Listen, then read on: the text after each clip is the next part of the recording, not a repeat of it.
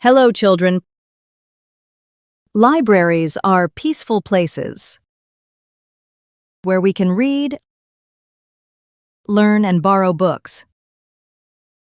Let's listen to a conversation between a student and a librarian to learn how to use the library and follow its rules.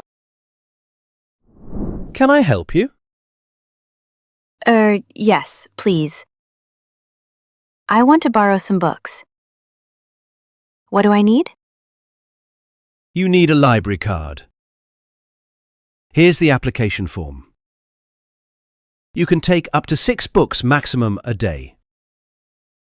Okay. 6 books. Yes. You have 2 weeks to read the books. Then you need to bring them back. And if I'm late? If you are late, then there's a 5 rupee fine a day. Okay. 5 rupees a day. Anything else?